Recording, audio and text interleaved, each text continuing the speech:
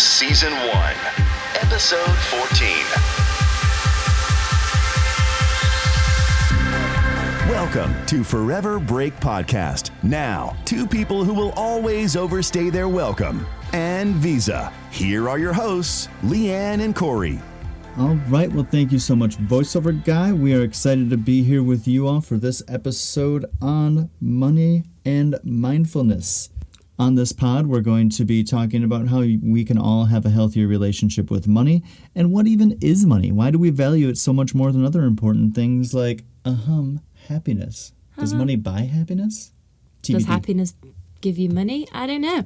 But then we're going to look at good debt versus bad debt, and how to be more mindful of spending and pro-budget tips. Money within our culture, and then interview with the lovely Kel Galavan, aka Mrs. Smart Money, who has really changed her family's life over the last year. Really cool interview. You guys are going to be interested to check that out. And if you guys want to take an even deeper dive as usual, why don't you visit the Forever Break website, foreverbreak.com, to just get all of the information on everything we cover and more. Quick quote. It's good to have money and the things that money can buy. But it's good, too, to check up once in a while and make sure that you haven't lost the things that money can't buy. By George Lorimer. I like that. Deep. That makes me ponder. Yeah, also goes very well with what our interviewee had to say. Take a second, rewind it, listen to that again. That's a good one. Focus on. So we all know from the late 90s that Puff Daddy, P. Diddy, whatever name he's going by these days, said it's all about the Benjamins, baby. But is it? Well, they say money makes the world go round, and in one sense it does. But do you ever stop and think, why does money often take first place in our thoughts? If we command our wealth, we shall be rich and free. If our wealth commands us, we are poor indeed. Edmund Burke, wise words. So we're focused in this episode on being deliberate and conscious about what we do with our money and why. We value clothes, food, holidays, gadgets. I know I'm guilty there. Entertainment. But do we really need all of that to be happy? Does money mean power, or does power bring more money? Power resides where men believe it resides, according to our favourite bald eunuch from Game of Thrones, Varys, for those of you who do not know. And our society is built around the idea that those who have more money have a better life. But to make money, you have to sacrifice time. Should we be focusing on that, or on saving smarter instead of working harder? Why do you work? So I can live. Yeah. Think about it. Why do you work? Are you working as a means to an end? Are you working to buy yourself all the things that you would want? Do you really enjoy the work that you do? Ask yourself that question and figure out, why is it that you're going in and putting all of this time into this process, and what is the result that you're hoping to get from it? I think that's a good question to have. Are you living to work, or do you work to live? Really great question. Spending patterns and habits can reflect internal issues that require further attention. Perhaps it's an overcompensation for an unresolved struggle. For example, if you don't feel valuable in yourself, you might turn to a spending spree at the mall to make you feel better. Guilty. However, the benefits will only be brief and the rush will fade rather fast, leaving you feeling emptier than before. Have a listen to episode 1, where Chris Armstrong talks about the importance of self-love. Digging deeper. So there is a difference between good debt and bad debt. Not all debt is bad. Sometimes you must get into some form of debt to push yourself ahead in your life goals. But understanding how to manage that debt is very important, so the good debt doesn't become overwhelming. Examples of good debts are things like mortgage, student loans, etc., etc. Yeah, are student loans overdone? An example of this, Lianne has a student loan and has been traveling since she graduated. Luckily for her, in the UK and Australia, you do not have to pay back until you're earning over a certain amount. But was it worth it? Are you using that degree? I mean, it's been nearly 6 years, and although video editing has come in very handy in the last year, other than that, I haven't used Yeah. So bad debt is debt for leisure, pleasure, or entertainment. The asset does not go up in value, such as a car. Getting a credit card to buy clothes, gadgets, experiences that you can't afford. So why is this so common? I got to tell you, I don't know why, but I've just always been someone who's pretty good with money. But when I was first out of high school and going to in my first semester of college, I remember this girl who took out an extra $5,000 in student loans just to go on a 1-week spring break vacation. That's so ridiculous. $5,000 for 1 week is so excessive. Yeah. And I mean, she just like, it just like, even at 18 years old, it just caught my brain of just like, wow. You're going to be done with school in 4 years. You're going to have this 1 week memory that is going to like fade so fast. And what about spring break next year? Is she going to do that again the next year and the next year? Yeah, well, then you start thinking about things like interest on top of that $5,000 over the next 4 years, and just mind-boggling. So obviously, we discourage that kind of spending. So that's the idea of bad debt. Good debt, I mean, it's hard to have heavy cash supplies on hand to be able to just buy a home outright. Yeah. So people have to take on a mortgage, but a mortgage tends to be good debt because over time, the value of a real estate property is going to appreciate, not a guarantee. Obviously, there's things at play, but over time, that has proven to be the case. Mm-hmm. So a mortgage is a good debt to have because when you sell it, you pay it off, and hopefully you've got some equity in there that you can help to go and buy something even better. There you go, some budgeting advice and some real estate advice from a former real estate agent. Mm-hmm. However, one thing I do have to say is that it is just being mindful and not living outside of your means. That's literally like what the takeout is that I get here. Let's unpack that. Alrighty, so we're just going to do a quick listicle of budgeting tips. Easier said than done, but let's give it a go. To travel, take advantage of temporary work visas and travel. Work as you travel. Saves you a bunch, pays for a bunch. Yeah. Seasonal or contractual work. Instead of just getting that steady Monday to Friday 9 to 5, maybe you want to try and like have more control over the time in your life. So what you're going to do is pick up jobs that are 3 or 4 months long, longer, shorter, doesn't really matter. But you've got this segment of time where you're going to be working hard, probably working long hours, but then you get to take a break, reset, go on a little vacay, and then come back and try it again. Or try and start a new podcast so you don't have to go back to that job. That'll happen. Hey.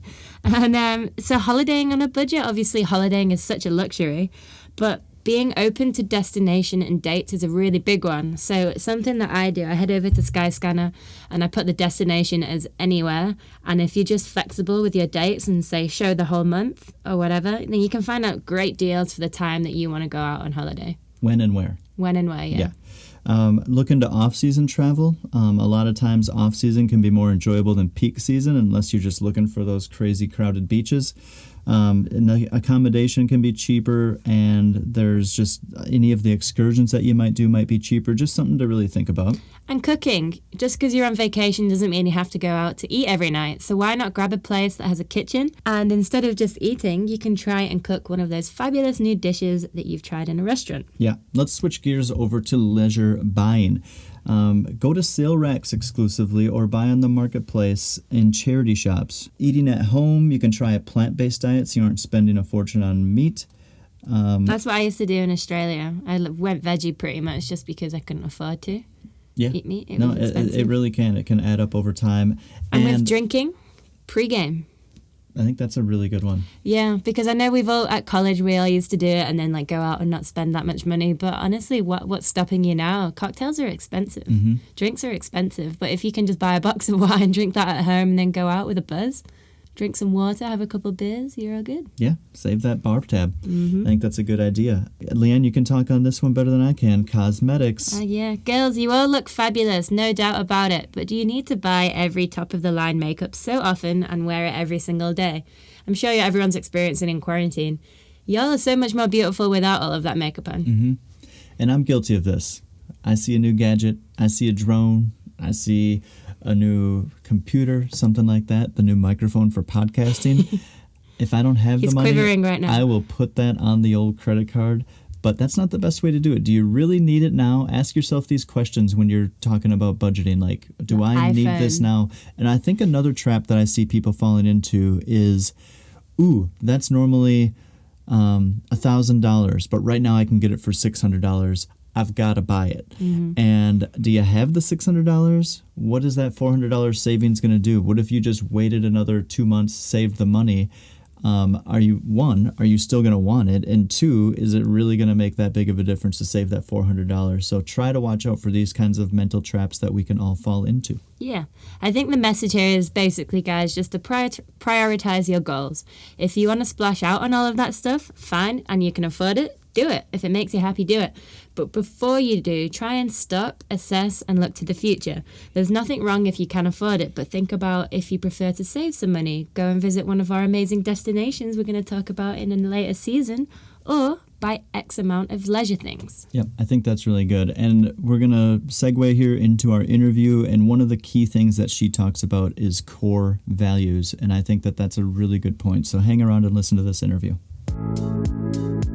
Inspiring interview.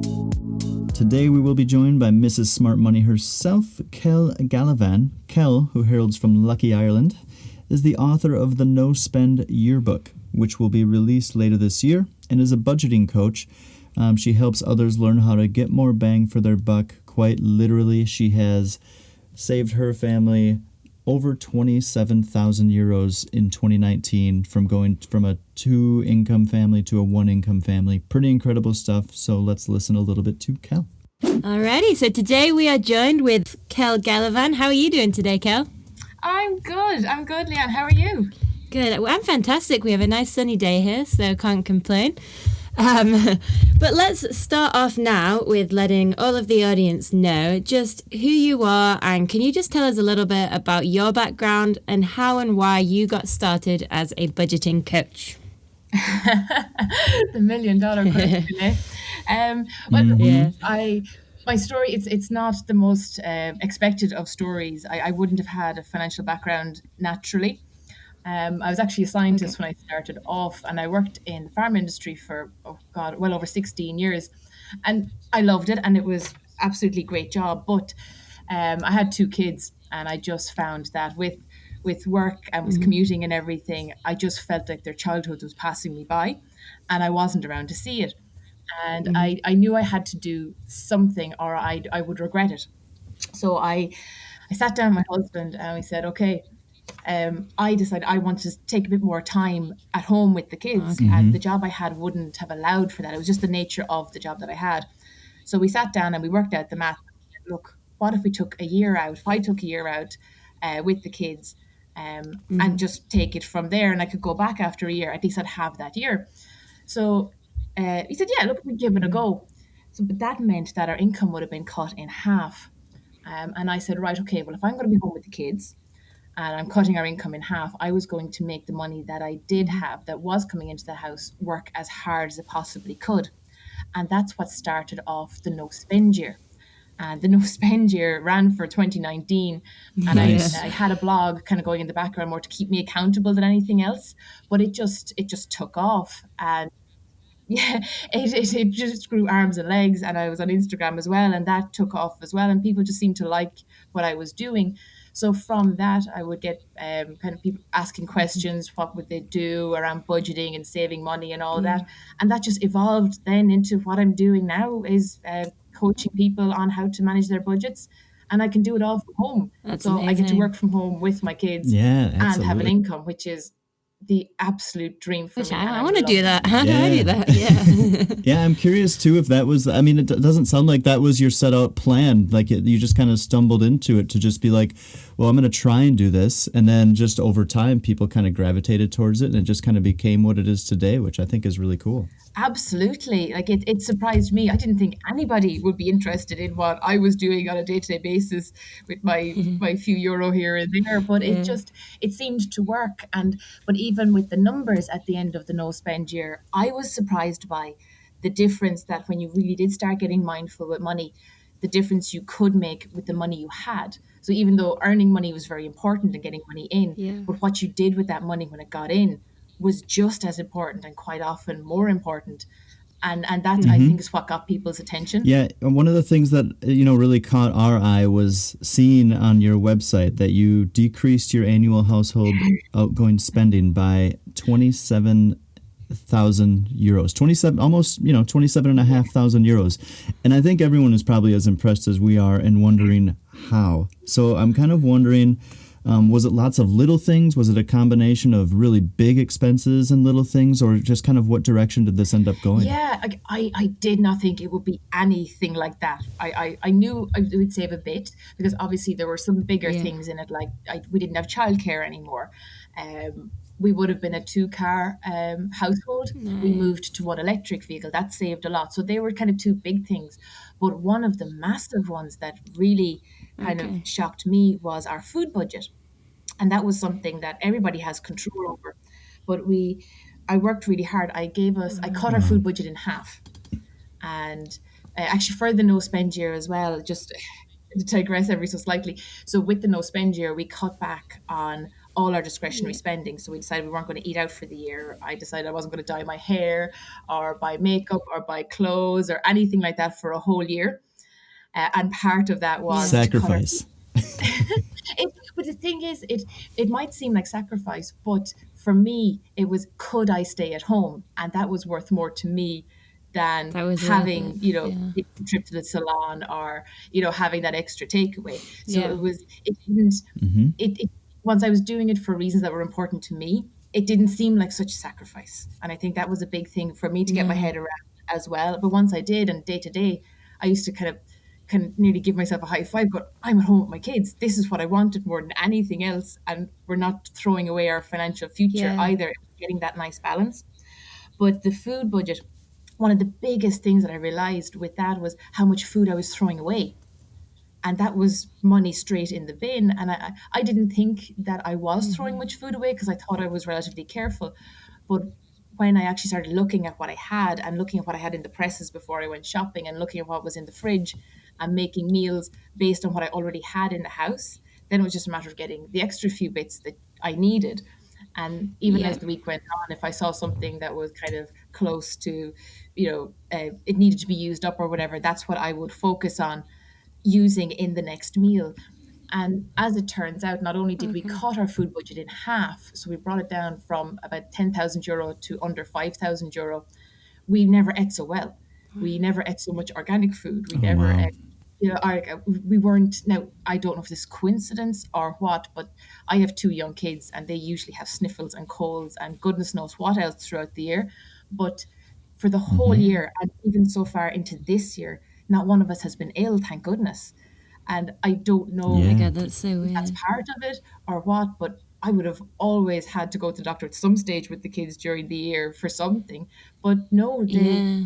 all going well, things will stay as they are because I continued on even after the no spend year ended, the €100 a week food budget.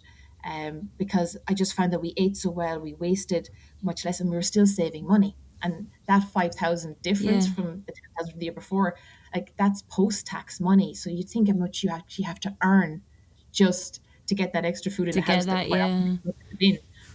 And yeah, That's crazy, isn't it? That's so interesting that you brought up food because I was thinking about this when we were thinking about what questions to ask. And I was like, wow, I bet if I looked at my expenses, I'm probably going to be quite shocked about how much money I actually spend on both food and entertainment, like going out for a drink or going out and watching a movie or going out for dinner. And even though I know I enjoy activities like hiking and things in nature that don't actually cost that much money, for some reason, we're just so used to spending money on that stuff. And my question to you is, did you have any shocking eye-openers in your lifestyle expenditure when you kind of started going through it? Was there anything that you kind of was like, oh wow, can't believe we spend that much money on that? you know what, Leah, you actually hit the nail on the head when you were just saying about what you really like doing versus what you actually did do. Yeah. but we fall into habits and we fall into routine, and particularly if you're working during the week, Yeah. Monday to Friday, if you have a 9 to 5 job, you'll have a routine, and you might be getting the coffee in the morning, and then maybe a donut or something like that, and then Friday you'll get a takeaway, and a Saturday you'll go out. But you might get just as much fun out of going on a hike or just meeting your friends somewhere, and Yeah. having a picnic. But that breaks your routine, because your routine is Monday to Friday, grab the coffee, get the takeaway. That's your routine. But your question with the eye openers, one of the biggest ones for me was with the kids, and it was, I started doing a thing with the kids called no spend days. Now, a no spend day is is any day where you don't spend any money at all outside essential bills and your grocery. And I had to, obviously, it was a end year. I had to do that a lot with the kids, but it was really hard at first because I was used to bringing the kids maybe to a play barn or, out to a zoo or, something that would cost money and maybe ice cream afterwards. Yeah. Just simple, not even expensive things, but just simple things. But when you have several kids and you might bring a friend, one of their friends or something, it adds up to be quite a bit of money, particularly if you're doing it several times a month. Mm-hmm. I really had to start thinking outside the box because this was an entire year of their lives as well as my life. But their childhood passes so fast. So I had to think, okay, well, what would be interesting for them that wouldn't cost us money? And I have to admit, that's where community came in big time, and the local library, and there was all like small little festivals and events that would have been going on at the time that you could just rock up to and have a great day and maybe bring a picnic with you as opposed to buying food there necessarily. And the kids got really big into camping and a lot more hiking, going to the beach. Nice. But there would be plenty of just different things that we could do. And also, I kind of had to incorporate things that were more outside towns and villages because you're less tempted to spend money then. So, visiting old houses and Yeah. play parks and things like that. So it was more of a still doing loads of things, but in a different way. And that did take a bit more energy and it did take a bit more time, but it worked. And by the end of it, they didn't feel hard done by. They didn't feel like they were missing out because we could still meet their friends and we could still have play dates and we could still do all those things. It was just a different way of doing it. Yeah. And that was a big eye opener to me. And that's it. The girls probably loved it.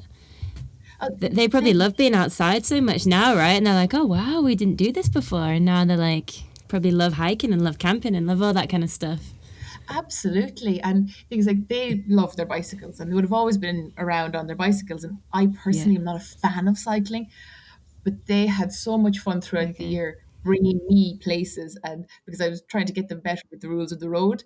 And I'm just not a cyclist at all, but they found it hilarious because I could barely stay up on my bike. So that in itself was a whole theme of entertainment. But my cycling did get better. Yeah, free entertainment. Oh, That's a good. absolutely. Yeah. So it kind of seems like that was some of the harder, that was one of the harder habits, was just kind of the idea of planning all of these things and just being like, what's a creative way that we could go out and have a no spend day and still entertain ourselves? And I'm kind of just wondering, were there any other habits that were the most difficult for your family to alter throughout this process?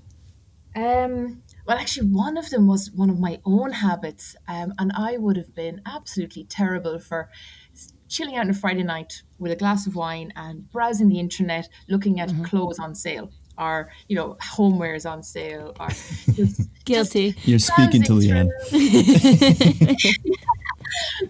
And I kind of just took it for granted because you're after working hard for a week and you're told you deserve to chill out and enjoy yourself. And, like what's €20 or $20? You just flitter it away here and there. But I had that wasn't a possibility during the no spend year. So I had to stop that. And actually, that was one of the reasons why I gave up alcohol for the year as well, because then it took the temptation away.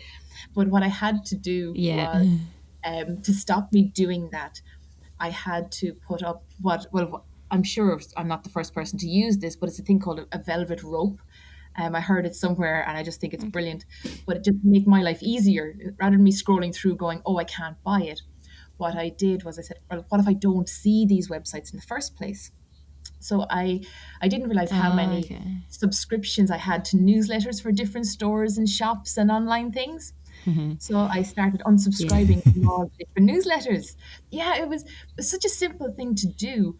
But the thing is, for some of them, some of my more favored ones, I had this real FOMO, this real fear of missing out. What if I missed a really good sale, or what if I missed whatever it was? And I had a bit of anxiety. I know, isn't it terrible? It's really bad. This kind of anxiety of, what if I missed that great dress? And I know it sounds so superficial, but it was, I just think it's a very human thing. We get that whole fear of missing out. But I made myself unsubscribe to everything with the rationale that if I really, really missed it, at the end of the year, I'd resubscribe. And as it turns out, most stores, they're fine with you resubscribing. They don't mind. They're happy to have you back at any Yeah. stage.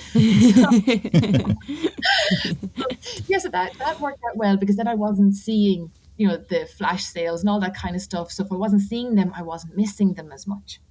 That was a big thing for me, putting those kind of things in place, and also limiting my time browsing. If I caught myself browsing, I try and make myself just put the iPad away or whatever it was and just go do something else, read a book, whatever. So that Yeah. was a tough habit for me to break through the year. And I didn't even realize it was a habit. And that's the thing. Yeah. I hadn't even thought for a second, because that's what everybody does. Y'all just chill Yeah. out and have a browse. No, it's really true. And I mean, I think that's where mindfulness comes into play, right? Because you just have, like, you wouldn't notice those things otherwise because, habits just become ingrained in us, and then it kind of floats back into the subconscious. And unless we become mindful of it, of like, well, why am I sitting here browsing bathing suits if I'm not going to buy one and it's winter? Like, what is going on? Yeah, it's a good time to buy a bathing suit because of the prices, but what am I doing? Corey's looking at me specifically because that's my weakness. Like, there are so many beautiful clothes and it's not just clothes, it's anything. It's gadgets, food, it's all these things hitting the market. Yeah. And you see them and oh, that's so lovely, and you have this aspirational lifestyle in your head, but you have 4 or 5 bathing suits already at home that have hardly been worn, and that's Yeah. You don't need the new one. But that was one of the things that I had to big time change with my mindset as well. As I didn't think I had that many clothes, because even though I know I've spent the last few minutes talking about clothes, but I didn't think I did. So when I put the spending ban on clothes along with everything else, I thought I'm not going to even get through the year. They'll all fall apart. I'll just be wearing socks and my pajamas by the end of the year. Yeah. But as it turns out, I still had plenty of clothes. I bought hardly anything when the year ended, except I did. I bought something because I really missed them. Really nice socks. Oh, Oh, okay. That's fair. That's fair. And it gets cold in Ireland. I think you earned it.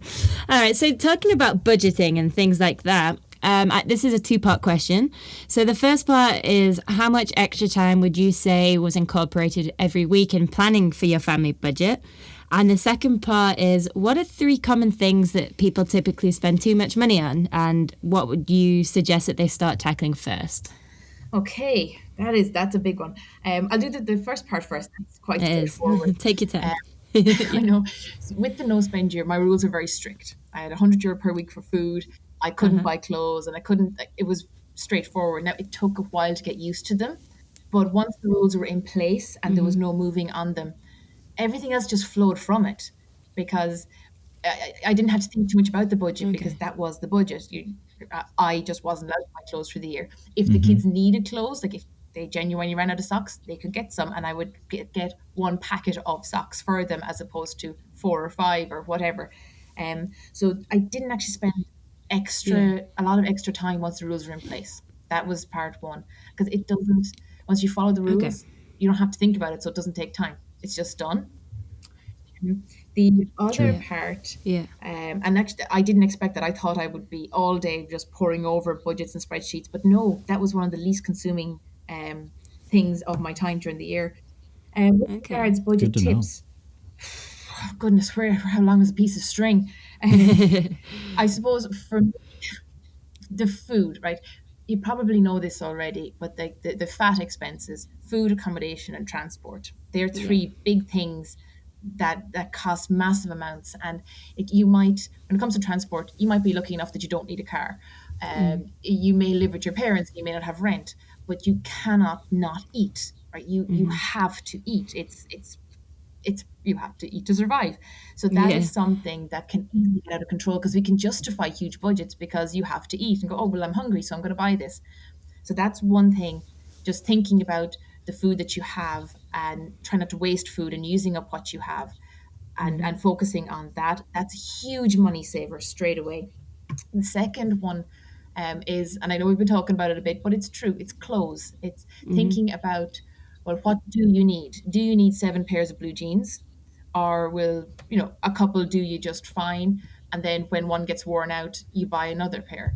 Do you need another white shirt? And just think about what you're buying. And when you're buying it, like, I'm thinking a lot more about fast fashion, and you might buy a top on a great sale and it's only $20 or €20 or whatever it is.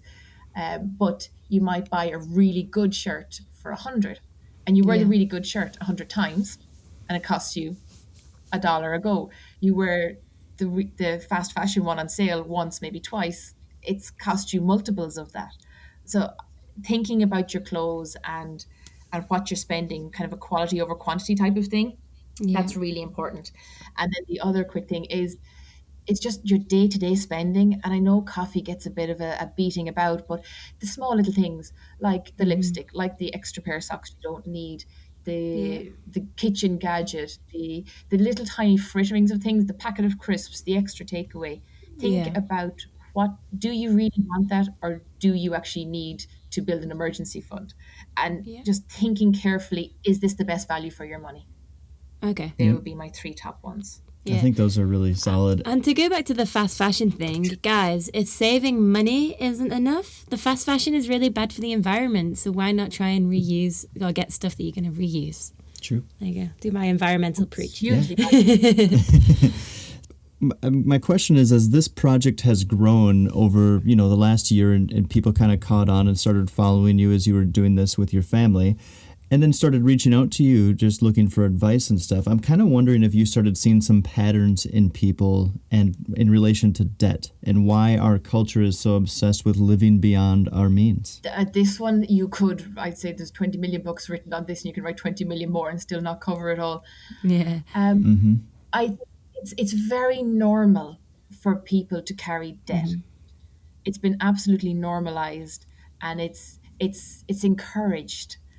Be it college debt, and then you obviously get a loan for your car. It's having the handbags, having the shoes, having the aspirational lifestyle, and there's a phrase, acting as if, and I know in its purest form, it's a really good phrase, but I think when people put it as a materialistic thing, it gets twisted.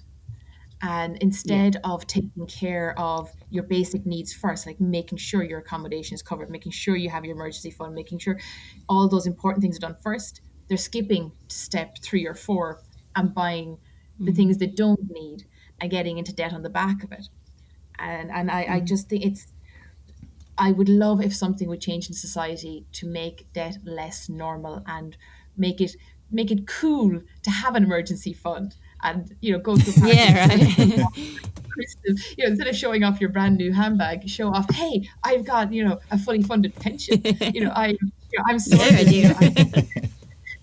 And I would love that to be the cool thing. But unfortunately, at the moment, it's still a heavy slant towards the external materialistic thing. And that's fine There is. once you have the bases sorted first. Yeah.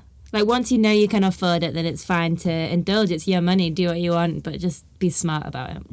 And so I have a question. How can a listener change their mindset and relationship with money to complement changing their actual spending habits? Yeah, that's a good one. And I think it's not actually going. The answer I'm going to give you is not about money. I think one of the biggest things I think with people is that you can't take everything away from them, as in if somebody's used to a more high-flying lifestyle and then you just cut them back to nothing and say, no, you have to save. That's not going to work. And it's not going to work because, well, how many failed New Year's resolutions does everybody in the whole world have? Yeah. We all say we're going to have. If it was as easy as making that cold turkey decision, we'd all have 6 packs and be ridiculously rich. Yeah. But it's not. You have to think about it differently. You have to replace what you're taking away with something that's better. And where I'm getting to with that, and it's what made me step back from my work, was my values, my core values. And if somebody can figure out what their core value is, and to explain that, a core value is something that is more important to you than anything else. So my big example will always be my kids. My kids' childhood is short, as any kid's childhood is.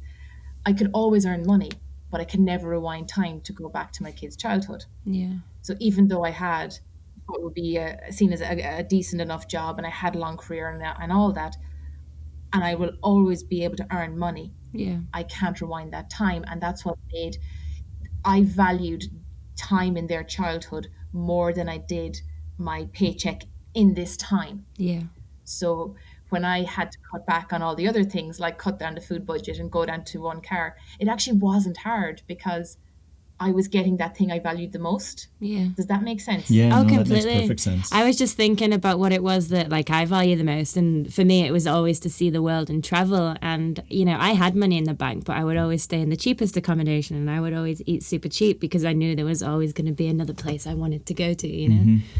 Yeah, But that I can see that. exactly what you were making decisions aligned with what you value, and that makes for a happier Yeah. life and a happier person because you're doing the stuff that makes you happy.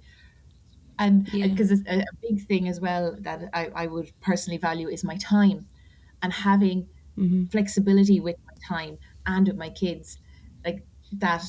Just that I Yeah. don't need much else to make me happy, so I'm happy to forego other things in my life, and that if you can figure out what it is that you value more than anything else, Yeah. then everything Good else falls advice. into And place. if that kind of if the sacrifice that you're making, if you can justify the means to that and actively be like, I'd really like to go to brunch with my friends, but that's also going to prevent me from doing this, which is my core value, and I've got to keep that up on this pedestal because I know Yeah. that might affect my overall happiness more long term. I think that that's the kind of way to start changing that mindset of like, what really are my values, which leads us back into the whole idea behind being mindful about what you're spending your money on. One of the things that I think about is that it is hard to think about that because retail therapy is a real thing. You're having a down day and going onto Amazon and clicking one-click buys are easy. But I'm wondering on the other end of that with technology, did you use any apps or online tools, and would you recommend any to help keep track of people's money? Oh, I'm gonna seem like a total and utter Luddite when I'm finished talking here. Wait, a total and utter what? A A Luddite? Luddite. Yes, a person who's anti-technology. It's Okay. Oh, okay. no, I love the Luddite. internet and I love everything that it gives. However, when it comes to me and budgeting, I like to keep it really, really simple. And I am an old school. Well, actually, it's nearly old school, but it used to be Excel, and now I use Google Docs. Okay. And I Okay. have my budget done out on that, and that's what I have. And I just think it's brilliant. I just put everything into it, my income, I pay myself first, my outgoings, and it's a zero sum budget. And I see my whole year on one page, and it just makes life super easy for me. And that's what I use. Now, I am sure there are so many more sharper tools out there, but personally, I just use my Google Docs, and I just love Hey, it. if that works for you, Absolutely it love works for you. Well, and I think that's the point of this is to find something that works for you. I think for a lot of people, it might be, I can sit down and I can do what you did and set my annual, monthly, weekly budget. And then maybe I need an app that is connected to my account and it starts setting an alert. So if my weekly budget in total is $300, as soon as I get to $250 and maybe it's Wednesday, I get an alert. And there is all of a sudden like, ooh, I only got $50 for the next 5 days. And it's like that kind of thing that can like come into play. But I think that obviously, Kel, one thing that we can say about you is you're, one, good at setting your budget, and two, very, very good, and I would say above and beyond most people in just being strict with yourself and sticking to it. Because I think that's probably the thing that is most difficult for people. Discipline. Discipline does take a bit of work, but it pays dividends, particularly if you've figured out what it is that is most important to you. And discipline gets a lot easier when you know what your values are. And that, to me, is the absolute bottom line. And then it's not deprivation. Then you're in building mode. And building is where everybody wants to be, because that's where you're going to get to where you want to go. And I know, like, our plan is FIRE, and we're working towards that. Even though my old income isn't coming in, with everything else that we're doing, we're getting there. And it seems to be working so far. So long may that last. Yeah, that's exciting. And finally, why don't you just tell us a little bit about your book, The No Spend Year, that's coming out later this year? Yes, that was a total surprise because, like I said, I was just a mum who started off a blog because she wanted to spend a bit more time. Yeah. Yes, so about halfway through the year, a publisher approached me. Long story short, I have a book coming out in the next few months, and it literally it chronicles the whole year because it's. I suppose that in one way I'm making it sound very easy, but there was a whole learning curve at the beginning, trying to get used to it and then used to a new way of life. And so it chronicles all of that and dragging the kids along with me, even though it wasn't their choice. It didn't always go well. So there's all that in it, but there's a big arm of how to in it as well. So it should cover a lot of the kind of psychology behind it, along with kind of hints and tips on how somebody could apply it to their own lives. Great. Awesome. I think that's the most important thing, right? Is people got to know that the person that they're taking some advice from, you know, it wasn't all just peaches and cream the whole time.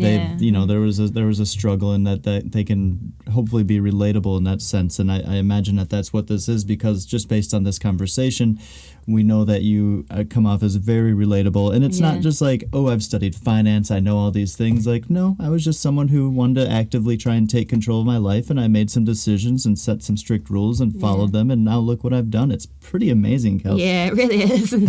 Oh, I never thought this would be a permanent pivot, but it's yeah, look, I'm a lucky person. That's a really great mindset. Well, thank you so much for your time today and just kind of teaching us some stuff and our listeners. And we really appreciate it. And we wish you and your family the best and to stay safe throughout all of this. Thank you so much for having me, Corey and Lianne. It was a pleasure, an absolute pleasure. Interview digestion. All right. Well, that was pretty amazing. I just think that it's so cool that she set her budget and was just so strict. Just stuck to it, yeah. I mean, that's just something that to me is just, I think it's beyond a lot of people, because it's so easy to be like, I can just... a couple dollars. And the hard part too is, and I think it ties into what she was saying about time, because our excuse for just being like, you know what, I'm just going to order in tonight is I ran late at the office. Yeah. I've got a really early meeting tomorrow. I don't have time to like sit down and cook something. I don't have anything already prepped. So the easiest thing to do is just order some takeout. But that's not true. You don't need time to cook a dinner, really. No, and I mean, I think a lot of stuff just comes into planning, but also just like being strict and being like, yes, I've had a long day. Yes, I have an early morning, but my main goal is to set aside X amount of dollars to buy my first house or do whatever. So I need to keep my eyes on that and just continue to do it this way. So really, really interesting stuff. I really love talking to her. Debt is obviously a cultural issue. Many of us learn our bad spending habits from parents or friends, but as Kel has pointed out, it's important that each of us take responsibility and be mindful of our spending. Yes, I know for sure. Next time I see that Instagram ad for that lovely pair of overalls that I want to buy, I am going to skip it. TBD. I'm going to try. But guys, remember what we talked about with the nature thing as well. It really is just so amazing for you to be able to go outside, and while you have time, why not just go outside and enjoy free activities, you know, walk in nature. It's literally good for your body, your mind, and your wallet. It's the Holy Trinity. Under the magnifying glass. So how does Western culture differ in terms of attitudes towards money than developing countries? In a developing country, there's less time working, more time with families and friends. You kind of have to make do with what you have. Obviously, this isn't guaranteed for every country, but it's more often that cash is used. People don't seem to take out credit cards or lines of credit like what we have in Western society. I almost feel like our society encourages us to get into debt, and with the rising prices of everything, it's easy to get into debt. In developing countries, there doesn't appear to be as much push to spend. Also, you have to bear in mind the lack of opportunity to make as much money. Things are cheaper, so you don't need as much. But also, think of the times when we've been to Bali. How can the simple farmers we've seen there have such big smiles on their faces? And these guys are genuinely really happy. They seem to have relatively modest, simple lives. We have comfortable cars, air-conditioned homes, and we're told we should be happier than those without. But we couldn't help but wonder if we've been lied to the entire time. Those with less have less to worry about and more time to focus on things that really matter, like family and friendships. Rich people aren't necessarily happier, and it's easy to fall into the trap, as the more you have, the more you want, the more you're used to. If you think buying a TV, car, or clothing will make you happy, it's actually a complete myth. I want you guys to fact check me on this, but I saw a stat. There's a bell curve of happiness and income, and it's in US dollars, but the curve peaks at $110,000 a year. Anything before that, you're kind of worrying about, like, do I have enough to be able to really support me and my family? Do we overall have enough to be comfortable? After that, you aren't necessarily worrying about the comforts of it. You're worrying about losing it. And if I were to go from $110,000 a year down to $70,000 a year, would I be able to live and be where I'm at here? So I think that was a really interesting stat to think about. And all of this being said, could you imagine if everyone in a Western society woke up, imagine guys, we all woke up tomorrow and we didn't have the plumbing that we have to pay for, but then instead we had an Eastern squat toilet with a bucket. Hey, we should all be saving money with bum guns rather than emptying out the TP aisle at the grocery store. It's very true. If we all had a bum gun, the toilet paper problem would not be a thing right now. Poop to shower process, baby. Take it further. So to visit Kel's website, you can go to mrssmartmoney.com. Really nice name. Yes. And there you can find information about, she's got loads of blog articles, she's got tips. If you're interested in just kind of getting an idea of when her book is going to come out later this year, you'll have that. So that'll be in the show notes. So we know Kel didn't recommend any apps, but one that we have is Good Budget. So Good Budget just basically helps you keep track of what debt you have when you pay it off and just your general spending habits. Yeah, our producers have put together a free budget spreadsheet that you can download at the Forever Break website. Ooh. Check the show notes for that. This is just to give you help in starting your budgeting journey. Just fill in the boxes for income and expenses, and it will tell you how much you have left over or are short. And for any of the listeners who happen to be in the UK, if you do not know about Monzo Card already, this is it's an online bank where you open up your account or whatever, but it's like a travel card, but it basically just tells you what you're spending your money on, and you can organize, X amount of pounds to go into your bank account every month from your main bank account. And it's just an easy way to help you manage what you're spending. It's something I use abroad, just helps me keep a track of how much I'm spending every week when I'm traveling. That's a really good one. It doesn't charge you for overseas card transactions. It does not. Which is an important thing to note. It is, but not not ATM. It does charge you for cash, but card. Alternatively, TransferWise offers a free bank account in multiple currencies with free ATM withdrawals all over the world. If you're in the U.S., I just switched my bank to this. If you're someone who travels abroad quite a bit, Charles Schwab is a great one. Any ATM fees or anything like that, they pay back to you at the end of the month. And next time you guys think about Benjamins, don't picture a $100 bill or Puff Daddy dancing around in a rap video, but reflect on his quote, "A penny saved is a penny earned." It's really true. Just got to be disciplined and practice. Like anything else, let's be mindful. Well, thank you so much for joining us in our final episode of Season 1. I know I'm taking some of Kel's tips in mind, and if you haven't already, you should definitely check out her website, mrssmartmoney.com, where you can read up on Kel's journey, her blog, and how you can get her help on reducing your spending today. Yeah, not only does she have ebooks on the site available to buy, she also has a free ebook on how to reduce the cost of your grocery shop, which I wish I had read at the beginning of this quarantine. We just want to say a massive thank you to all of our guests for all of that invaluable information, the ideas we can take away from it, and also to our producers for all the hard work that they do to make our lives easier. Indeed. We really couldn't do any of this without you listening, so thank you, and just know you are valued and appreciated. We are mindful that you are listening, and we are grateful that you are listening. So thank you so much. You are mindful about us being mindful. Don't forget to keep checking up on foreverbreak.com/podcast, where there's an abundance of information, and watch this space where yours truly will be returning for a second season in the near future. We know you're going to miss us, really. All right, voiceover guy, one more time. Have at it. Thanks, guys. We make a great team. Subscribe now to the Forever Break podcast on your favorite platform: Apple Podcasts, Google Podcasts, Spotify, Stitcher, and more. If you enjoyed this episode, help us out and leave a 5-star review. And remember, you can find all the juicy details discussed in this episode in the show notes at foreverbreak.com/podcast.